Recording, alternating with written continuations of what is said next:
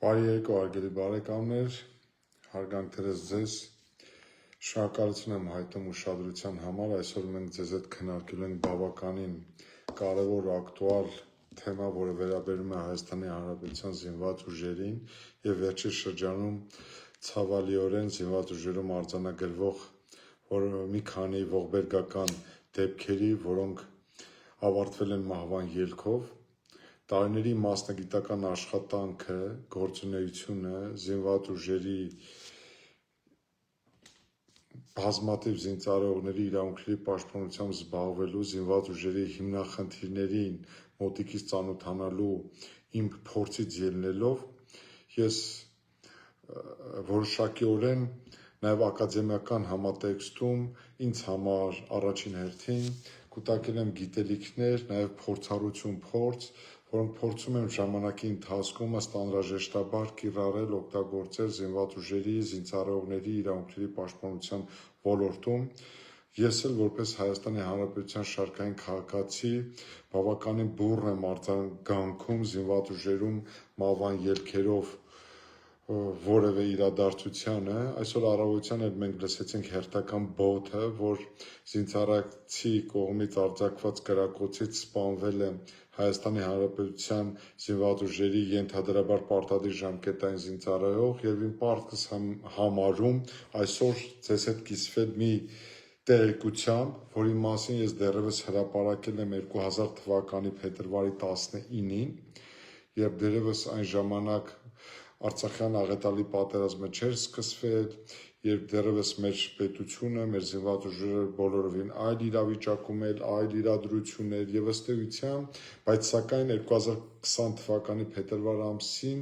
եւ ընդհանրապես 2020 թվականի հունվարից սկսվել են զինված ուժերում կրկին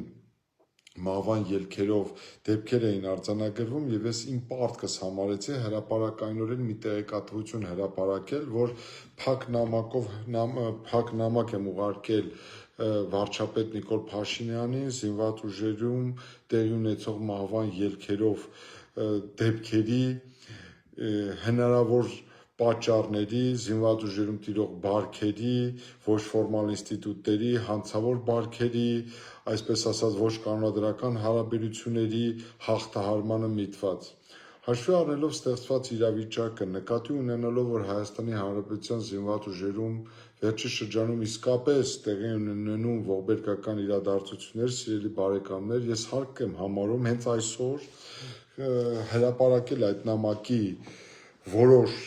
տվյալներ, տեղեկություններ բովանդակային առումով, որովհետև այդ նամակում կան որոշ տեղեկություններ, որոնք կարող են աղերսվել պետական եւ ծառայողական գաղտնիքի հետ, ուստի դրանք ես անհրաժեշտությունից ելնելով նույնիսկ եւ օրենսդրության արգելքի պայմաններում չեմ կարող հրապարակել, բայց այնուամենայնիվ ես կուզենամ, որ դուք ծանոթ լինեք, թե 6 տարի առաջ ես ինչեր եմ առաջարկել գործող իշխանությանը, ընդ որում փաստաթղթով, գրավոր, ուղարկել եմ Հայաստանի Հանրապետության կառավարություն, ուղղված Հայաստանի Հանրապետության վարչապետին։ Եվ ես ցավով պետք է արձանագրեմ, եթե ականջալուր լինեին, մանրակրկիտ ուսումնասիրեին ներկայացված առաջարկները, փորձեին նույնիսկ մասնագիտական քննարկում կազմակերպել, փորձ արվեր նաև այլ կողմնակի անձանց աչքով գնահատել ներկայացված առաջարկությունները, սիրելի բարեկամներ, եւ ես կարծում եմ, ես խորապես համոզված եմ, որ հնարավոր է, որ ժամանակի ընթացքում զինված ուժերում բազմաթիվ ուրեմն արատավոր երևույթներ վերացվեին կամ նվազեցվեին կամ չեզոքացնեին։ Ինչևէ, քանի որ փաստաթուղթը ծավալուն է, սիրելի բարեկամներ, ես կփորձեմ յուրաքանչյուր դրույթ հրապարակել ու դրա վերաբերել իմ տեսակետը արտահայտել, հետեւյալ բովանդակությունն է կրել Նիկոլ Փաշինյանին ուղղված իմ նամակը, իրապես մտահոգված լինելով ստեղծված իրավիճակով, պարտքի գիտակցության զգացումով, հարկ եմ համարում ձեզ ներկայացնել մի քանի առաջարկներ, ընդ որում այդ առաջարկները թվով 40 են, սիրելի բարեկամներ, ես հիմա կհրապարակեմ այդ առաջարկների մեծ մասը, որում դուք կտեսնեք, թե ես 6 տարի առաջ ինչեր եմ առաջարկել Հայաստանի Հանրապետության գործող իշխանությանը զինված ուժերում արմատավորված հոռի բացասական բարքերը վերացնելու համար։ Եվ ընդգծել եմ հետևյալը,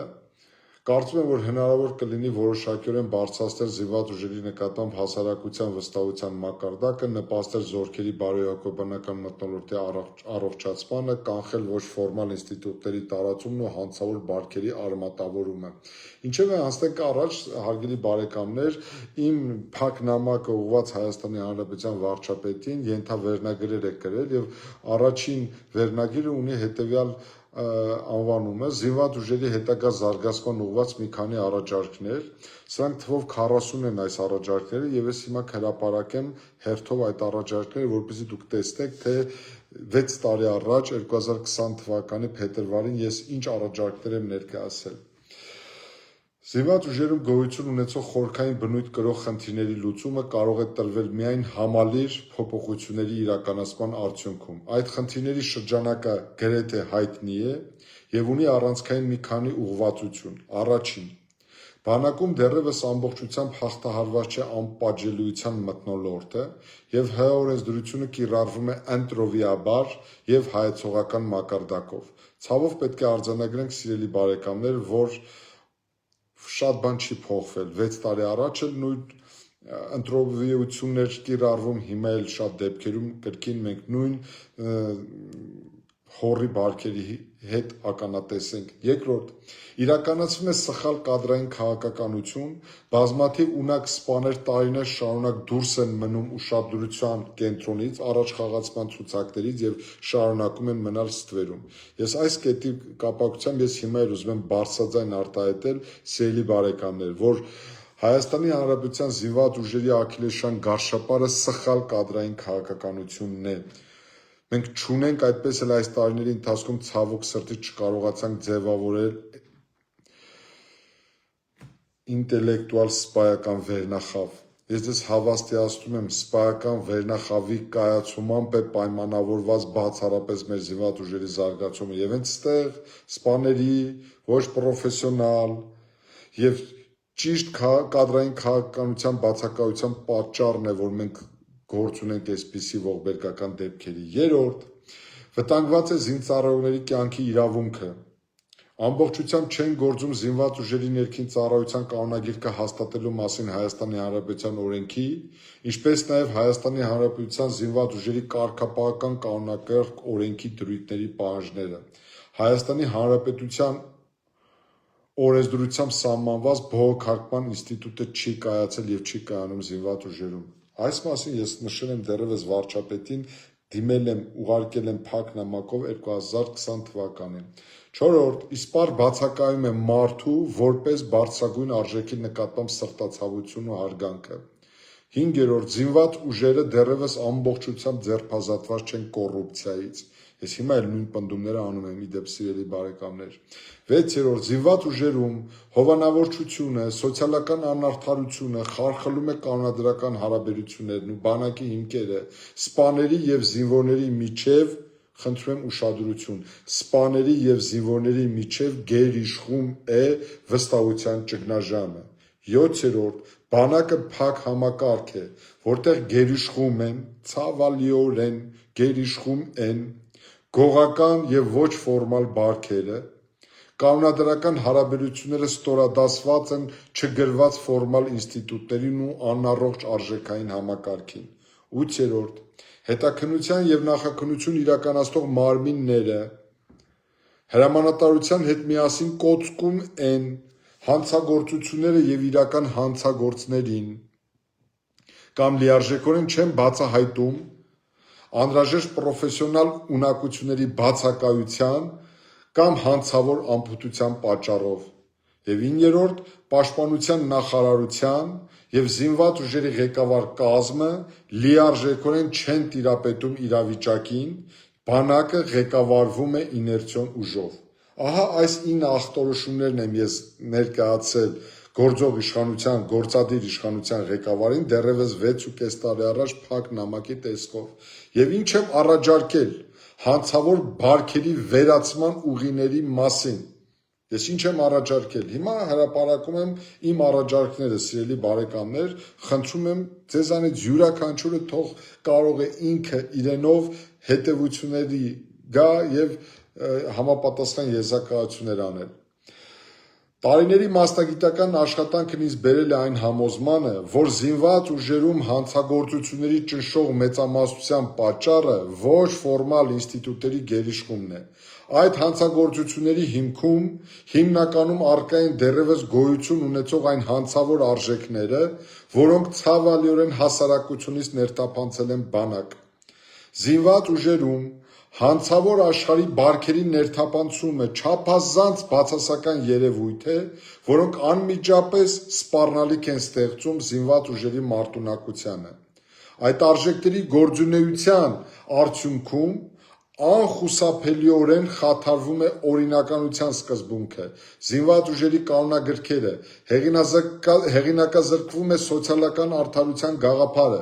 ոտնձգության թիրախում հայտնվում է զինծառայողների անձնական արժանապատվությունը։ Սրան զուգահեռ այդ արժեքները կրող անձիկ փորձում են ստեղծել իրենց պատկերացած ոչ ֆորմալ վարքականոնները, ինքնատիպ սոցիալական միջավայրը, արդյունքում կառուցվում է հանցավոր մի համակարգ հիմնված խեղաթյուրված չափանիշների և մարդկային հարաբերությունների խորտ պատկերացումների վրա։ Ցավոք սրտի, այդպիսի ոչ ֆորմալ վարքականոնների, խնդրում եմ այստեղ ուշադրություն, սիրելի բարեկամներ, ես ինքս 6.5 տարի առաջ ինչ եմ ուղարկել գրել Նիկոլ Փաշինյանին, ցավոք սրտի, այսպիսի ոչ ֆորմալ վարքականոնների ցցում դրսևորումներից է դեռևս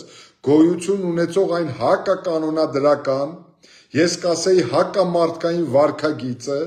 երբ մարտական հերթապահության մեջ գտնվող զինվորի գլխին Դամոկլյան սրի պես կախված է չքնելու երաշխիք հանդիսացող հայոյանքը։ Այլ կերպ ասած, շատ ուղղակի կերպով ասվում է, ով դիրքում քնի նրա, սիրելի բարեկամներ, եւ հայոյանք։ Այս ամենի մասին ես 6 տարի առաջ իմ մասնագիտական գործունեության արդյունքում ձևավորած պատկերացումներն ու տեղեկությունները ներկայացրել եմ փակ նամակով գործող իշխանությանը Հայաստանի Հանրապետության վարչապետ Նիկոլ Փաշինյանին, ընդգծելով տարիների տխուր վիճակագրությունը ցույց է տալիս արձանագրելու, որ այսպիսի անարժանապատիվ իրավիճակում հայտնված զինվորները հայտնվում են հոգեբանական ընկճված վիճակում եւ առհասարակ զինծառայողների միջև փոխադարձ հայոյանքները երբեմն ավարտվում են կամ ինքնասպանությամբ, կամ սպանությամբ։ Ում համար պարզ չէ, որ նման հայոյանքի պայմաններում հաշվի առնելով մեր ազգային առանձնահատկությունները, մեր երիտասարդության տաքարյունությունը, զգայունությունը, իրենց ծնողների նկատմամբ նման հայոյանքների առկայությունը, ում համար պարզ չի, որ դա կարող է եւ բերում է ողբերգական հետևանքների։ Այս տարվա հունվար ամսին էլ նման ողբերգական դեպք արձանագրվեց, երբ մի քանի ամիս զորակոչված զինծառայողի նոր կյանքը զրկվեց էլի նման առերևույթ տխրահռչակ պատճառով։ Ես կարծում եմ, որ 6.5 տարիները բավարար էր զինված ուժերում իրականացնել այնպիսի խորքային բարեփոխումներ, որը հնարավորություն կտալ արմատախիլ անել զինված ուժերում այդ բացասական եւ իրոք տխրահռչակ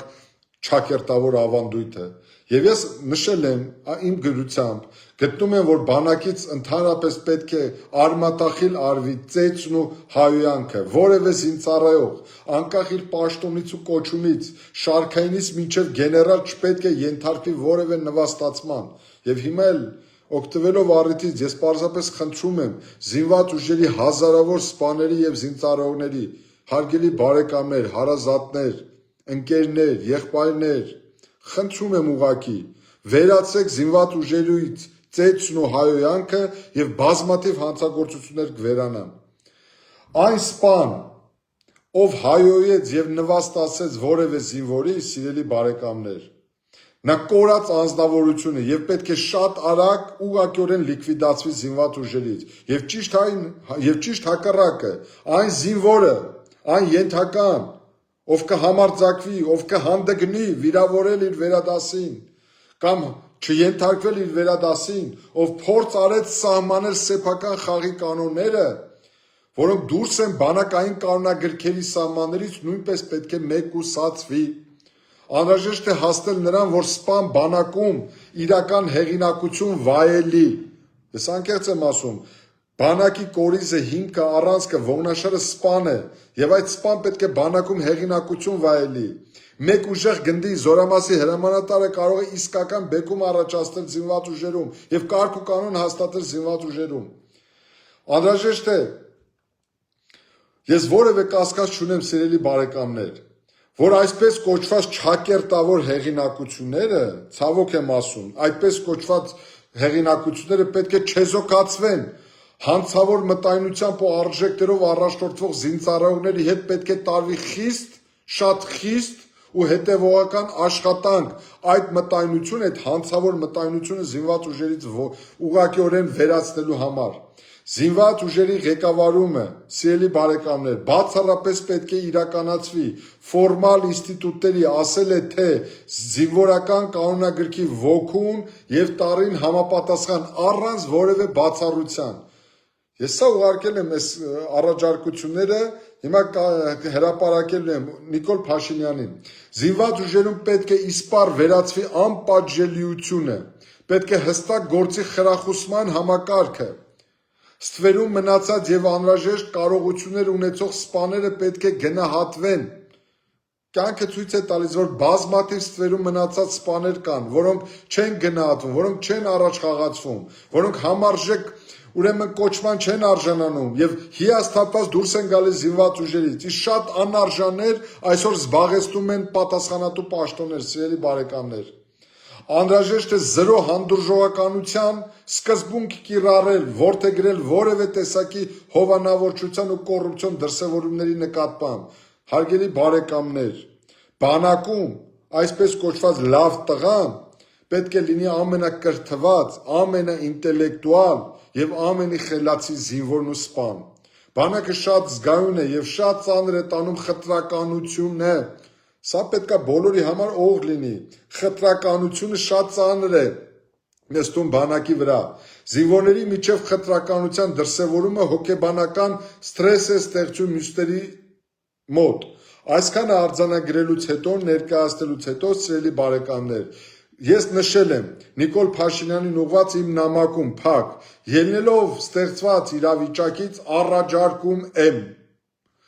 զինված ուժերում ստեղծել լուրջ ու կայացած հոգեբանական ծառայություն։ Ընդ որում, ես չգիտեմ,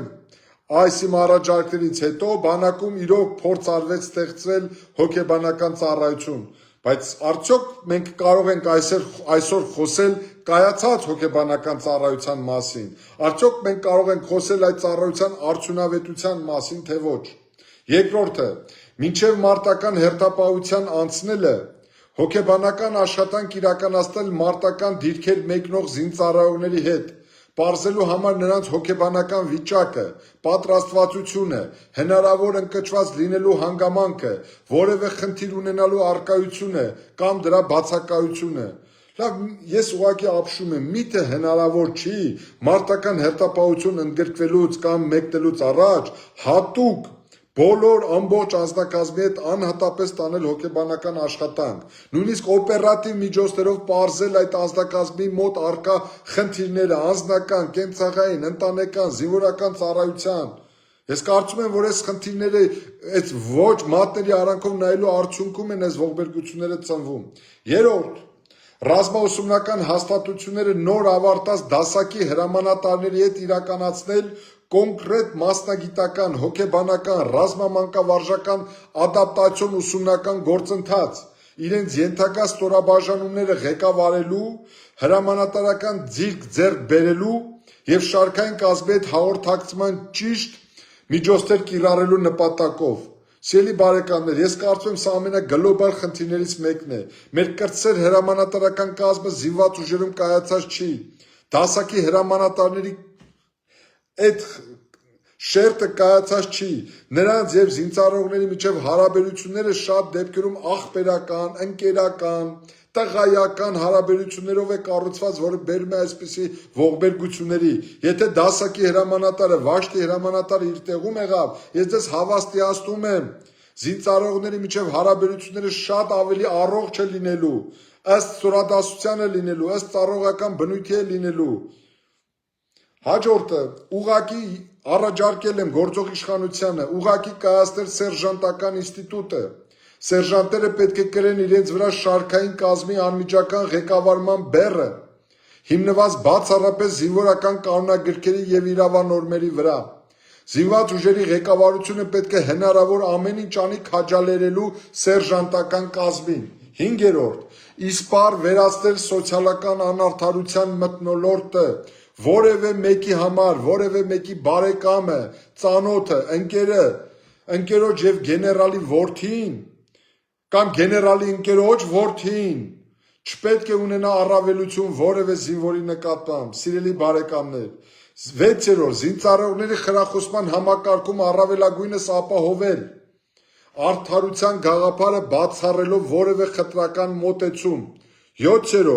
Խորքային ուսումնասիրության ենթարկել զորքերում վերակարգերի ընդգրկման մեթոդաբանությունը։ Թվում է, թե ինչ-որ գեղեցիկ ձևակերպված նախադասություն է, միտք է, բայց ձեզ հավաստիացնում եմ, հենց այդ վերակարգերում ընդգրկվող անձնակազմի ճիշտ ընտրությունն է կարող է չեզոքացնել բազմաթիվ հանցագործություններ։ Խելոք երեխեքին բռնում են, օրը մեջ նշանակում են վերակարգերի, սիրելի բարեկամներ, արդյունքում էլի անարդարության մթնոլորտն է գերիշխում, եւ այսպես կոչված շուստրիները դուրս են մնում վերակարգերում ընդգրկվելուց, մարտական հերթապահության մեջ ընդգրկվելուց, նրանց փոխարեն այլ խեղճերն ու խելոքներն են ընդգրկվում մարտական հերթապահության, իսկ այստեղ սպաների դերն ու առաքելությունը շատ կարևոր է, եթե չասեմ առանցքային է։ Հաջորդը, բոլոր զորամասերի այսպես կոչված, խնդրում եմ ուշադրություն դարձնել, բոլոր զորամասերի այսպես կոչված հեղինակություններին, այդ լավ տղա ասվածներին, իհարկե Վազգեն Սարգսյանի ժամանակ նման փորձ արվել է, բայց հիմա ժամանակները փոխվել են, հնարավոր է, որ նորից նույն մեթոդը կիրառել ու այլ արդյունքի հասնել պոզիտիվ առումով։ Բոլոր զորամասերի այսպես կոչված հեղինակություններին ճակերտավոր, ժամանակավորապես տեղափոխել ռազմական ոստիկանության ենթակայության տակ գործող զորամասեր, նրանց հետ իրականացնել անհատական, հոգեբանական, մանկավարժական աշխատանք և արդյունքների հիման վրա ընդունել համապատասխան որոշումներ։ Լավ դժվար էր 6-7 տարիների ընթացքում ականջալուր լինել ներկայացված առաջարկներին ու փորձել նույնիսկ հղկել, շտկել, ուղղել, խմբագրել այս առաջարկները և իրականացնել համապատասխան աշխատանք։ Հաջորդը, քննության առնել զինված ուժերում այսպես կոչված հեղինակություններին, ուշադրություն դարձրեք, ես ինչ եմ առաջարկել, քննության առնել զինված ուժերում այսպես կոչված հեղինակություններին, հենց այդ հիմքով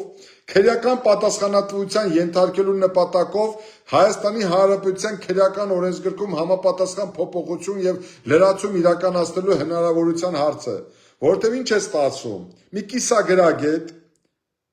որը կարող է տարբեր սոցիալական միջավայրերում տարբեր գաղափարներով համեմված ու այդ գաղափարների ազդեցության տակ փորձի հակականոնադրական իր կամքը թելադրել ամբողջ անձնակազմին, փաստորեն չկա որևէ իրական լծակ այդ անձի վարքագիծը պատշաճ դարձնելու համար։ Հետևաբար կարծում եմ հնարավոր է քննարկել նաև այդ կոնտինգենտին քրեական պատասխանատվության ենթարկելու միջոցով լիկվիդացնելու հարցը։ Հաջորդը, ստեղծել ու կայացնել ժամանակակից սպայի ու հրամանատարի կերպար։ Այդ նպատակով ես դեռևս 2020 թվականին ինչ եմ առաջարկել գործող վարչապետին։ 2020-2022 թվականների ընթացքում իրականացնել կադրային լրջագույն բարեփոխումներ հրամանատարական միջին ու բարձրագույն օղակներում։ Զինվորի համար ամենաօրինակելի կերպարը, սիրելի բարեկամներ, խնդրում եմ սա մեկը միշտ հիշեք, ցանկացած զինվորի համար իր ամենաօրինակելի կերպարը պետք է լինի իր գնդի հրամանատարը, իր կորպուսի հրամանատարը և իր պաշտպանության նախարարը։ Ես ձեզ հավաստիացնում եմ, ինձ համար մեր զինվորական ծառայության տարիներին, ինձ համար որպես զինծառայողի շարքային, ես 1997-1999 թվականներին եմ ծառայել մեր զինված ուժերում, ինձ համար օրինակ էր իմ գնդի հրամանատարը, իմ զորամիավորման հրամանատարը և իմ պաշտպանության նախարարը։ Հիմա մեզ համար ամեն ինչ պետք է անենք, որ մեր զինվորի համար դաստիարակման օրինակ հանդիսանա հենց գնդի հրամանատարը, հենց զորամիավորման հրամանատարը, հենց պաշտպանության նախարարը։ Հաջորդը, բանակից ուղակի, խնդրում եմ ուշադիր լսեք, բանակից պետք է ուղակի հեռացնել բիզնեսմեն հրամանատարներին, բառից բուն իմաստով եմ ասում, բիզնեսմեն հրամանատարներին, նախ պետք է բոլոր հրամանատարները ստանան արժանապատիվ աշխատավարձ, որ նրանք երբեք չմտածեն ուրիշ բանի մասին, բացի իրենց հիմնական աշխատանքից, բայց եթե կան բիզնեսմեն հրամանատարներ, ուրեմն պետք է նրանց հեռացնել բանակից, սպայական եւ հրամանատարական կազմը տառացիորեն պետք է զերծ մնան թեկուզ անուղղակիորեն գործարարությամբ զբաղվելուց կամ այդ գործընթացում որևէ ձևով ներքաշվելուց։ Բազմաթիվ օրինակներ կարելի է բերել։ Սպայի հրամանատարի թիվ 1 խնդիրը զինվորական ծառայությունն է։ Սելի բարեկամներ, ես հավաստիացնում եմ, ես միայն կարող եմ ոգևորվել ու ողջունել, եթե մեր զորամասի հրամանատարը, մեր զորամիավորման հրամանատարը, մեր ցանկացած սպան ստանան բարձր աշխատավարձ, ինչքան նրանց աշխատավարձերը բարձր լինի, իրանք իրենց հիմնական մտայնությունը կուղեն զինվորական ծառայությանը։ Հաջորդը, զինված ուժերում բոլոր զորամասերում 2020 թվականից սկսած 5 տարվա ընթացքում ձևավորել համակարգչային լսարաններ։ Ես դեռևս 2020 թվականին սա առաջարկել եմ գործող իշխանությանը, ասել եմ ամոթ է, որ Հայաստանի Հանրապետության զինված ուժերը համալրված չի համակարգիչներով, որ ամբողջ զորքը պետք է աստիճանաբար թվայնացվի, որ կարողանա տեխնոլոգիական գիտելիքներին տիրապետի, որ կարողանա այս նորագույն դարաշրջանում կարողանա իր եւ գիտելիք ձեռք բերի, եւ իր գիտելիքները կարողանա կիրառի։ Հաջորդը, հնարավորություն ստեղծել, որպեսզի բոլոր սպաները եւ ժամկետային զինծառայողները տիրապետեն համակարգչին եւ ուսումնական process-ը աստիճանաբար անցկացնել համակարգիչների միջոցով։ Իսկ ինչ ենք անում մենք, գնացեք ցանկացած զորամաս եւ կտեսնեք դասապրոցեսը ինչպես է կազմակերպվում։ Հաջորդը, ուժեղացնել ախտագծով զորամասերի հրամանատարների օղակը, այն ժամանակ անձնակազմի հետ տարվող աշխատանքների գծով տեղակալներ էին կոչվում, հետագային փոխեցին բարոյահոգեբանական ինչ-որ գծով հրամանատարի տեղակալներ անվանեցին։ Այդ անձնակազմի գծով տեղակալները ժողովուրդ պետք է իրենց վերապավի զորամասի հրամանատարի առաջին տեղակալին հավասարազոր հնարավորություն ու լիազորություններ, որպեսզի նրանք կարողանան իսկապես առավել լայն լիազորություններով աշխատել անձնակազմի հետ։ Հաջորդը, հիմա գանք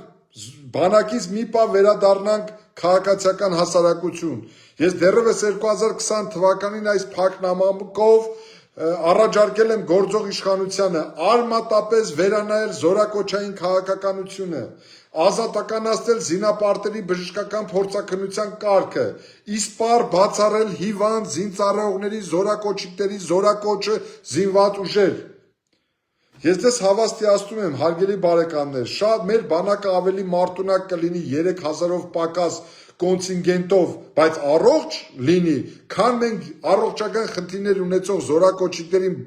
բանակ ենք զորակոչում, որից հետո առաջանում են բազմաթիվ խնդիրներ։ Պետությունը կրում է ահռելի նյութական միջոցներ, ծախսում է այդ առողջական խնդիրներ ունեցող զորակոչիկների բուժման նպատակով։ Հոսպիտալները գերհագեցած են լինում եւ արդյունքում մենք բանակի մարտունակության վրա դա չի ազդում, եթե չասեմ հակառակը։ Հաջորդը,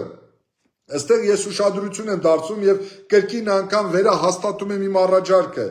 Ես դեռևս 20 թվականին առաջարկել եմ բոլոր զորամասերին կից ստեղծել ծնողական խորհուրդներ։ Ի վերջո, եթե մենք չենք կարողանում այս երեխեքի վրա 18-ից 20 տարեկան, անհրաժեշտ է ծնողական խորհուրդներ ստեղծել, ծնողներին ինչ-որ չափով ներգրավել զորամասերում տիրող վիճակը չեզոքացնելու, հաղթահարելու համար։ Ծնողների ներգրավումը նման խորհուրդներում վստահաբար ավելի բարի, ավելի հանդուրժող մթնոլորտ կստեղծի զորամասերում։ Ծնողական խորհուրդների հիմնական առաքելությունը պետք է միտված լինի օգնելու հրամանատարական կազմին, զորքերում բարոյահոգեբանական դրական մթնոլորտ ապահովելու գործում։ Ծնողների խորհրդի մեջ ընդգրկելով ինչպես դրական զինծառայողների, շարքային սերժանտների եւ պարտադիր բացասական ցուցանիշներով ցածր կարգապահություն եւ առաջադեմություն ունեցող զինծառայողների, զինվորների ծնողներին, այսինքն եւ դրական կերպար ունեցող զինծառայողների ծնողները պետք է ընդգրկվեն այդ խորհրդում եւ բացասական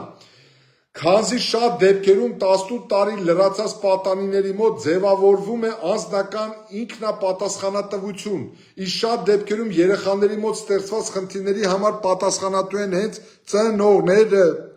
Նման խորհուրդը հնարավորություն կտա ապահովել դրականի եւ բացասականի վառ տարբերությունը։ Ես հիմա էլ պնդում եմ այս առաջարկությունը, սիրելի բարեկամներ։ Հաջորդ առաջարկությունը, որ ներկայացրել եմ Նիկոլ Փաշինյանին, զինված ուժերում ներդնել զինվորական ծառայության վայրի ռոտացիոն համակարգ։ Յուրաքանչյուր զինվոր առնվազն 1 տարի պետք է պարտադիր ծառայություն անցկացնի հենակետային զորամասում, իրականացնելով մարտական հերթապահություն։ Այսինքն այն ժամանակ 24 ամիս էր, ես առաջարկում էի, որ 1 տարի եթե ծառայում է ենթադրենք Երևան քաղաքում կամ Երևանամերձ զորամասում, հաջորդ 1 տարին ինքը ծառայի մարտական հերթապահությունում։ Դա կնպաստեր նաև կոռուպցիոն դրսևորումների չեզոքացմանը։ Ծառայության առաջին 6 ամիսները բավարար են զինծառայողներին նախապատրաստել հենակետային զորամասերում։ Կարծեք թե այս ծրագիրը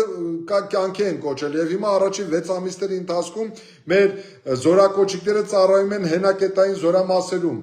Այս համակարգերի ներդրումը հնարավորություն կտա նվազեցնել կոռուպցիոն ռիսկերը եւ նշանակելիորեն ապահովել սոցիալական արդարությունը։ Հաջորդը ամբողջովին վերանայել պարտադիր ժամկետային զինծառայողներին տրվող ամսական դրամական բավարարումների համակարգը, տրամադրման կարգը։ Այս ոլորտում ոչ միայն առկա են կոռուպցիոն ռիսկեր, այլև բազմաթիվ հանցագործություններ ծնվում են հենց այս գումարների շրջանառության արդյունքում։ Սիրելի բարեկամներ, ես անկեղծ եմ ասում, զինված ուժերի իմ ուսումնասիրությունների արդյունքում պարտադիր ժամկետային զինվորական կազմին տրվող դրամական ամսական բավարարումները հաճախ չեն ծառայում իրենց նպատակին։ Այսպես կոչված այդ խառոշիները երբեմն հավաքում են անձնակազմից այդ գումարները եւ ծախսում իրենց նպատակների համար, որով ըստ էության խաթարվում է սոցիալական արդարությունը։ Հաջորդը 3 տարվա ընթացքում լրջագույն բարեփոխումներ իրականացնել զինծառայողների սոցիալական երաշխիքների ապահովման համակարգում, ստեղծել այնպիսի սոցիալական ապահովման մեխանիզմներ, որը հնարավորություն կստեղծեր խրախուսելու բանակի համալրումը։ Զորակոչիկը ոչ թե պետք է ցանկացած գնով շահագրգռված լինի ազատվելու զինվորական պարտադիր զինվորական ծառայությունից, այլ պետք է լինի ճիշտ հակառակը, սիրելի բարեկամներ։ Ժամկետային զինծառայողին զորացրվելուց հետո պետք է տրվի անհրաժեշտ հնարավորություն քաղաքացիական կյանքում կայանալու եւ ընտանիք կազմելու համար։ Ներողություն։ Հաջորդը արմատապես վերանայել պարտադիր ժամկետային զինծառայողներին տրամադրվող արձակուրդների ժամկետները։ Եթե սպաների արձակուրդի տևողությունը կապված զինվորական ծառայության ժամկետի հետ յուրաքանչյուր տարվա համար սահմանված է 30, 40 եւ 45 օր, ես հարց եմ բարձրացրել գործող իշխանության առաջ, ապա որ տրամաբանությամբ է պարտադիր ժամկետային զինծառայողին 24 ամսվա, այն էլ ճակերտավոր բարեխիղճ զինվորական ծառայության համար տրվում ընդամենը 10-ից 20 օր տևողությամբ արձակուրդ։ Ես դες հավաստիացնում եմ, եթե պարտադիր ժամկետային զինծառայողի բարոյական վիճակի նորմալ ապահովման, նրա մարտական պատրաստականության վիճակը մշտապես բարձր պահելու համար խիստ անհրաժեշտ է, որպեսզի յուրաքանչյուր պարտադիր ժամկետային զինվորական ծառայողի յուրաքանչյուր 6 ամիսը մեկ տրվի, ասենք 7 օրյա պարտադիր արձակուրդ։ Նման համակարգի ներդնումը, սիրելի բարեկամներ, ոչ միայն կնվազեցնի կոռուպցիոն ռիսկերը, այսինքն ցանկացած պարտադիր ժամկետային զինծառայող կիմանա, որ 6 ամիս մեկ ինքը 7 օրով գալու է տուն, էլ քերի չի մեջ բերի, հոպարին չի խնդրի զանգել այս կամ այն գեներալին, ծանոթ բարեկամ չի գտնի, այս կամ այն սպային չի շահագրգռի կամ, չգիտեմ, տարբեր բացասական եղանակներով փորձի ազդել, որպեսզի արձակուրդ գա։ Այսինքն 6 ամիսը մեկ ես առաջարկել եմ պարտադիր ժամկետային զինծառայողների տալ 7 օրով արձակուրդ։ Եվ վստահեցնում եմ ձեզ, բազմաթիվ կոռուպցիոն ռիսկեր չեզոքացնեն, բայց դա կնպաստի նաև տվյալ զինծառայողի բարոյական վիճակի վրա։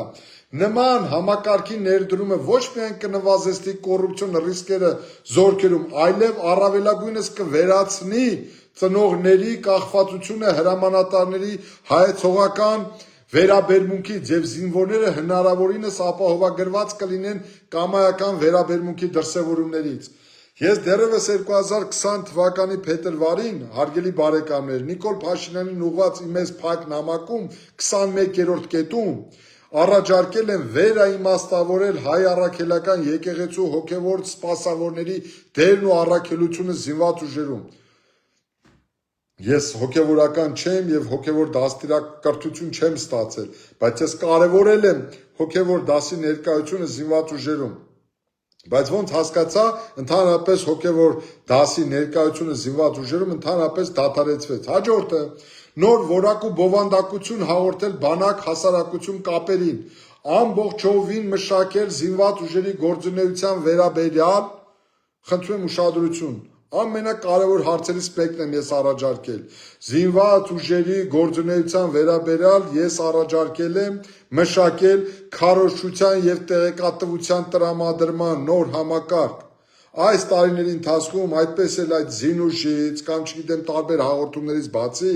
Հայաստանի Հանրապետության զինված ուժերի առօրյա կյանքի,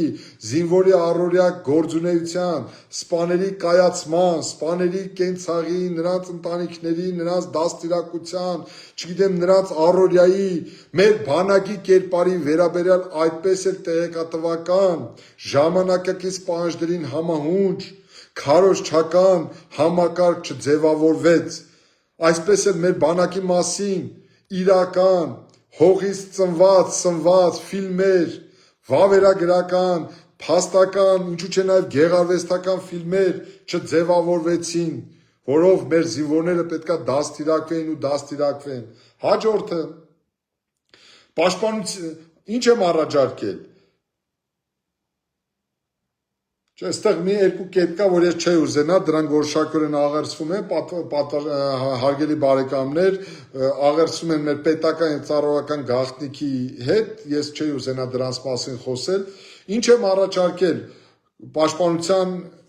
համակարգում եւ ընդհանրապես զինված ուժերում։ Ես նույնիսկ դրա մասին 2017 թվականին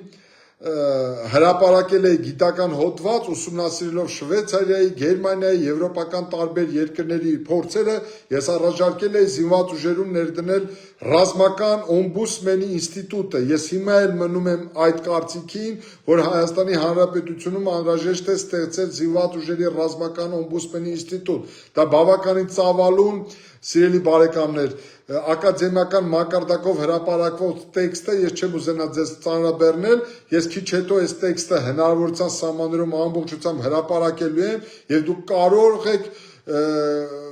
մանրամասն ծանոթանալ իմ առաջարկություններին։ Եվ ինչ եմ առաջարկել նաեւ հաջորդը ես գործող վարչապետին 2020 թվականի փետրվարին առաջարկել եմ ստեղծել որակապես նոր ազգային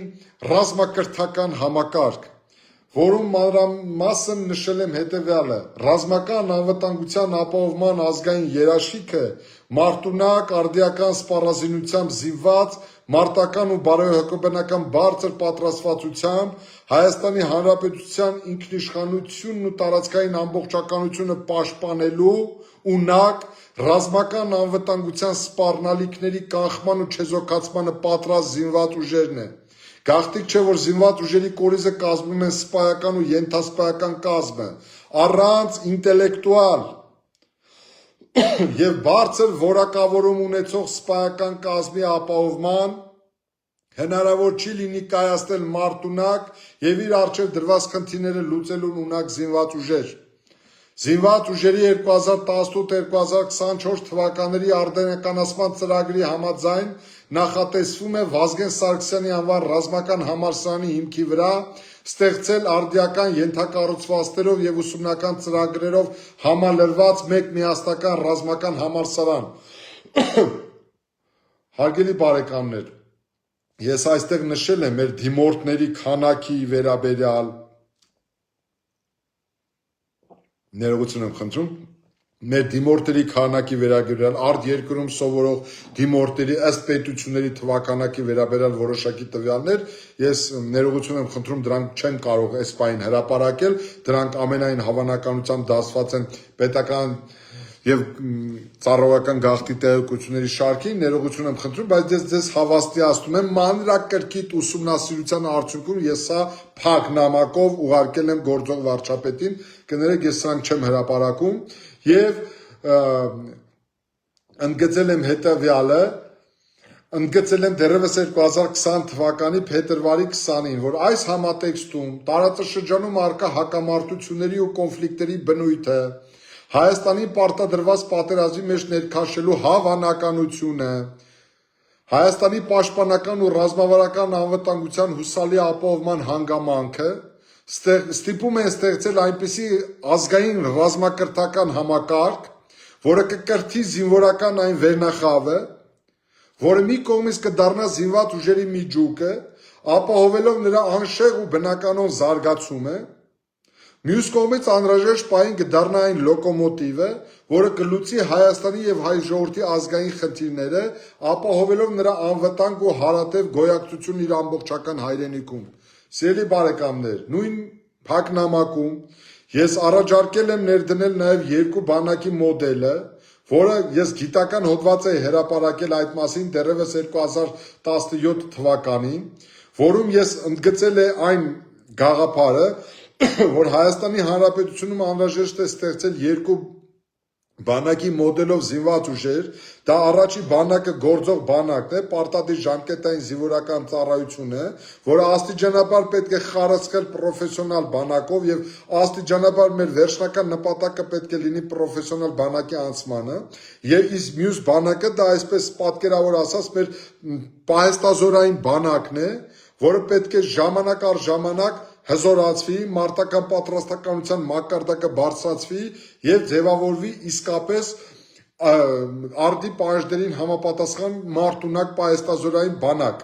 հաշվի առնելով այն հանգամանքը, որ մեր պահեստազորային բանակի թվակազմը օբյեկտիվորեն ավելին է, քան պարտադիր ժամկետային զինվորական ծառայության գործող բանակը։ Եվ որպես վերջաբան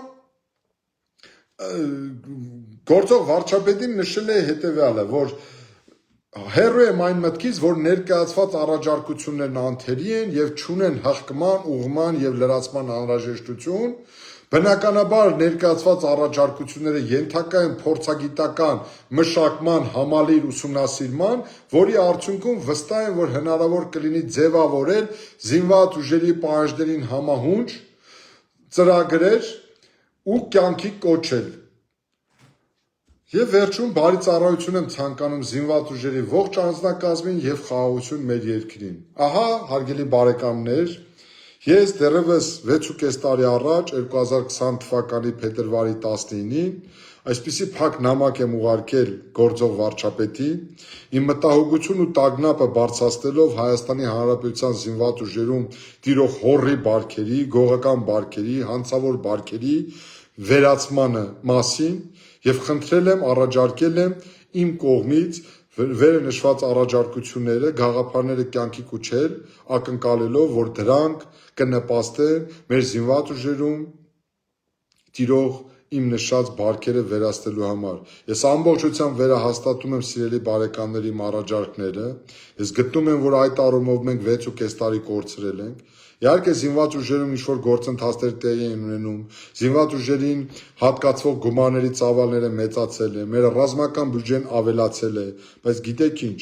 ոչ մի գրոշի արժեք չունի այդ ներդրումը, եթե զինված ուժերում զինվորի կյանքը, սպայի կյանքը արժևորված չի, զինծառայողների իրավունքները պաշտպանված չեն, զինծառայողները չեն վայելում մեկը մյուսի հարգանքը, զինված ուժերում կարծեք թե ամեն զորամասում, այսպես ասած, պայթուն է հասունանում ու մի օր պայթում է։ Ամենից առաջ զինված ուժերում պետք է ոչ թե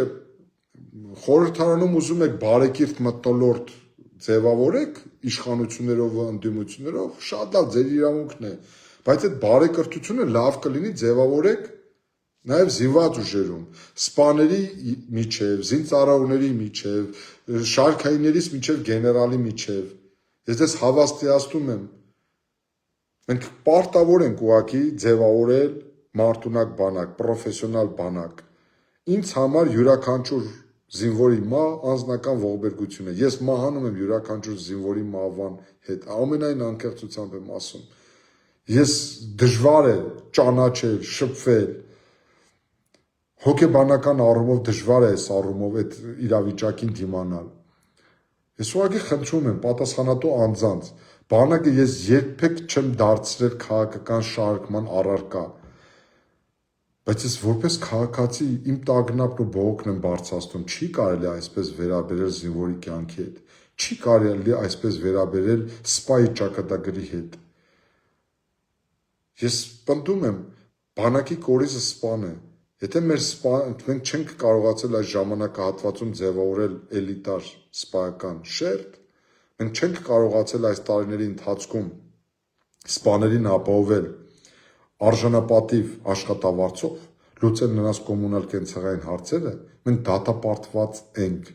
դատապարտված ենք ամոթ այն բոլոր պատասխանատուներին, որոնք չեն արդարացրել իրենց եւ չեն արդարացնում իրենց։ Բանակում բեկում է անհրաժեշտ դրական առումով։ Բանակում անհրաժեշտ է իրականացնել շրջադարձային քայլեր։ Ընդամենը 1 տարին բավարար է, որպեսզի զինված ուժերում արմատապես փոխվի զինված ուժերի դեմքը,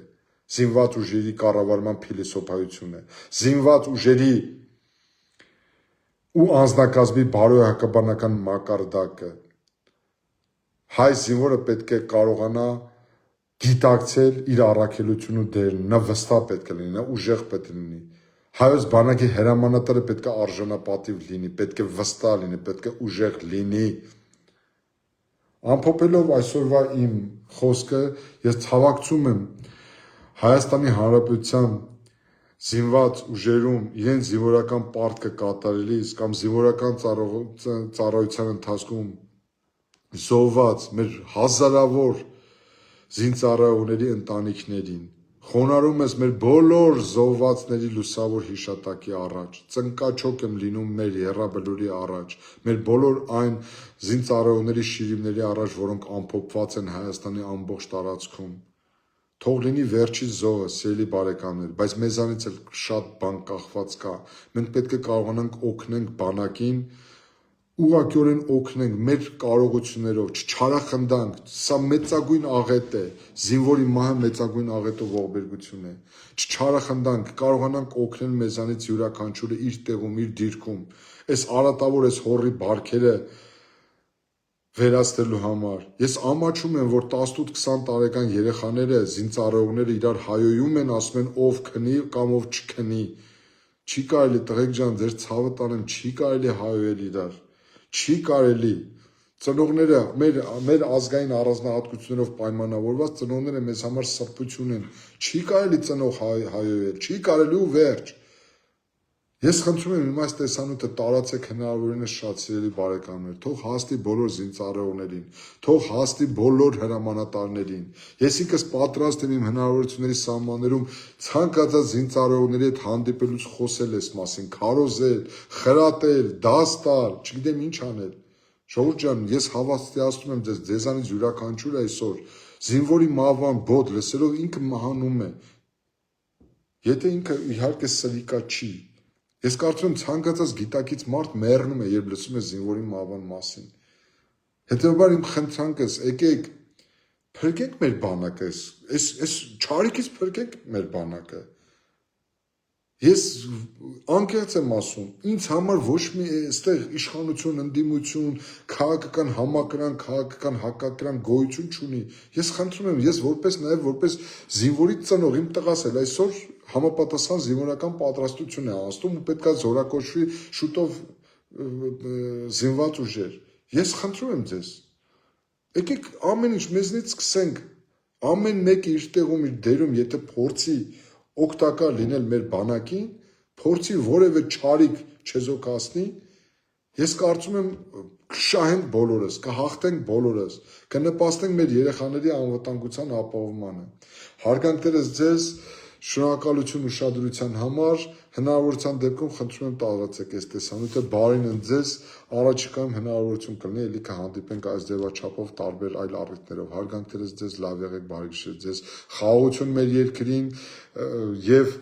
խոնարհումս մեր զոհված զինծառայողների լուսավոր հիշատակի առաջ ու փառք այս պահին մարդական հերթապահություն իրականացնող ու սահմանում կանգնած մեր ամբողջ զինվորական անձնակազմին ու փառք հայոց բանակին, հարգանքներս ձեզ սիրելի բարեկամներ։